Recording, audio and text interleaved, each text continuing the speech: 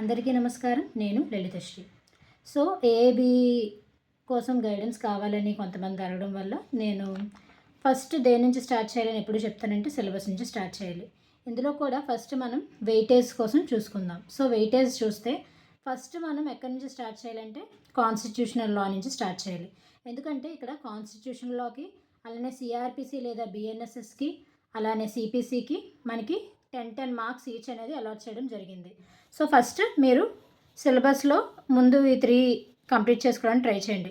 నేను చెప్పాను కదా ప్రీవియస్ క్వశ్చన్ పేపర్స్ రివర్స్ ఆర్డర్లో అంటే ఏబీ 19 నుంచి ఏబీ 1 వరకు రివర్స్లో వెళ్ళండి. సో ఈచ్ యాక్ట్కి సపరేట్గా పేపర్స్ మీద క్వశ్చన్స్ అనేవి రాసుకోవడం అనేది చేయండి. సో దట్ మీకు రిపీటెడ్ క్వశ్చన్స్ ఏవైనా ఉంటే మీరు వెంటనే ఫస్ట్ ఆ రిపీటెడ్ క్వశ్చన్స్ ఆన్సర్ చేసేసినా మీకు టైం అనేది మీకు సేవ్ చేసుకోవడం అనేది జరుగుతుంది. సో ఆ తర్వాత ఐపీసీకి అలానే ఎవిడెన్స్ యాక్ట్కి అలానే law of contract specific relief act property laws అలానే ఎన్ఐ యాక్ట్కి వీటన్నిటికీ 8 మార్క్స్ చెప్పిన అలాట్ చేయడం జరిగింది. అలాగే ఫ్యామిలీ లాకి కూడా మనకి 8 మార్క్స్ అలాట్ చేయడం జరిగింది. ఆ తర్వాత touts motor vehicle act consumer protection లా దీనికి ఒక 5 మార్క్స్ అలానే పిల్లికి 4 మార్క్స్ ఏడిఆర్కి 4 మార్క్స్ ప్రొఫెషనల్ ఎథిక్స్కి 4 మార్క్స్ అలానే కేసెస్ ఏవైనా ప్రొఫెషనల్ మిస్కండక్ట్ ఉంటుందో దానికి కూడా అన్నిటికీ కలిపి 4 మార్క్స్ ఇలా డివైడ్ చేయడం జరిగింది. అలానే ట్యాక్సేషన్కి 4 లా లేబర్ అండ్ ఇండస్ట్రియల్ లాకి కూడా 4 అడ్మినిస్ట్రేటివ్ లాకి 3. సో ఇలాగా మీరు ఫస్ట్ 10 నుంచి స్టార్ట్ అయ్యి సో 3 మార్క్స్ వరకు ఏవేవైతే ఉన్నాయో యాడ్స్ సో ఫస్ట్ వాటి మీద ఎక్కువ ఫోకస్ చేయండి. అంటే మీరు ఫస్ట్ ముందు క్వశ్చన్ పేపర్స్ని మీరు సాల్వ్ చేసేసి అవి సపరేట్ హెడ్స్ కింద ప్రిపేర్ చేసుకున్నాక ముందు మీరు ప్రయారిటీ ఇవ్వాల్సింది అయితే వెయిటేజ్ ప్రకారమే ఇవ్వాలి. సో అయిపోతే నేను ఇవాళ నుంచి కొన్ని important case laws each subject వైజ్గా అయితే చెప్తాను. సో అవి మీరు ఎప్పటికప్పుడు ఒక నోట్స్లో కంపైల్ చేసుకోండి. సో ఫస్ట్ కేసు వచ్చేసి మనకి SR Bommai versus union of India. So ఈ కేసులో స్పెసిఫిక్గా మనకి ఏం చెప్పారంటే సెక్యులరిజం అనేది basic structure of the constitution అని చెప్పారు. ఇదే కాకుండా Aruna Roy versus union of India ఇందులో కూడా మనకి సెక్యులరిజం కోసం చెప్పారు. Secularism is the basic structure of the constitution అని చెప్పారు. అయిపోతే తర్వాత ఇందులోనే ఇంకా చెప్పారు సెక్యులరిజంకి ఒక పాజిటివ్ మీనింగ్ ఉంటుంది.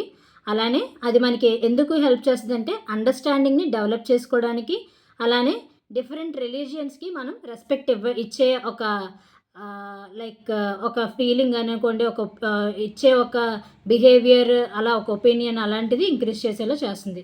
ఇది మనకి SR Bommai versus union of India అలానే Aruna Roy versus union of India అలానే D S Nakara versus union of India. ఇందులో ఏం చెప్పారు అంటే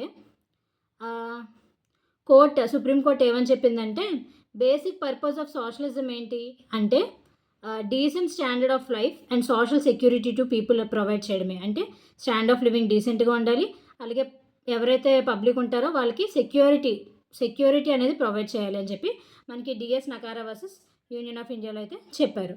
అలానే L Chandrakumar versus union of India ఇందులో ఏం చెప్పారంటే exclusion of jurisdiction of courts. So కొన్ని ఉంటాయి కదా స్టార్టింగ్లో యాంటీ డిఫెక్షన్ లాకి జ్యుడిషియల్ రివ్యూ అనేది ఉండదు అని చెప్పి ఎక్స్క్లూడ్ చేశారు కదా.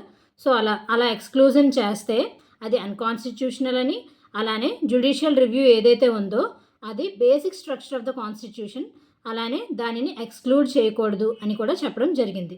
అయిపోతే state of West Bengal versus union of India. So ఇందులో ఏం చెప్పారు అంటే ఇండియన్ కాన్స్టిట్యూషన్ అనేది ట్రూలీ ఫెడరల్ కాదు అండ్ స్టేట్స్ అనేవి సావరిన్ కాదు అని చెప్పారు. ఫెడరల్ తెలుసు కదా, ఫెడరల్ అంటే సింగిల్ సెంటర్ ఉంటుంది, యూనిటరీ అంటే మనకి డివైడ్ అవుతుంది కదా పవర్స్. అంటే ఇప్పుడు చూడండి మన కంట్రీ యూనిటరీ క్వాజీ ఫెడరల్ అంటాం ఎందుకంటే మనకి ఫెడరల్ ఫీచర్స్ ఉంటాయి అలానే యూనిటరీ ఫీచర్స్ కూడా ఉంటాయి. సో అలాగా టోటల్గా మనది ఫెడరల్ కాదు అని చెప్పిన case state of West Bengal versus union of India. So అలానే Ram Jawaya Kapur versus state of Punjab. అందులో ఏం చెప్పారు అంటే మన కాన్స్టిట్యూషన్ అనేది పార్లమెంటరీ గవర్నమెంట్ ఆఫ్ ఇంగ్లాండ్ నుంచి అడాప్ట్ చేసుకున్నామని చెప్పారు. అలానే ఫెడరల్ ప్రిన్సిపల్ లేదా doctrine of separation of powers అనేది not incorporated in the constitution in the strict and rigid form. So ఏదైతే మనకి federal principle doctrine of separation of powers అంటున్నారో అది మన కాన్స్టిట్యూషన్లో స్ట్రిక్టర్ ఫామ్లో అంటే కరెక్ట్గా ఇంకా అదే లైక్ ఫెడరల్ యూనిటరీ లేకుండా అలా ఏం స్ట్రిక్ట్గా అయితే ఇంప్లిమెంట్ చేయలేదు అని మనకి Ram Jawaya Kapur versus state of పంజాబ్లో అయితే చెప్పడం జరిగింది. సో ఇది ఇవాళ కాన్స్టిట్యూషన్లో కేస్ లాస్. తర్వాత మిగిలిన సబ్జెక్ట్స్ కేస్ లాస్ కూడా నేను చెప్తాను.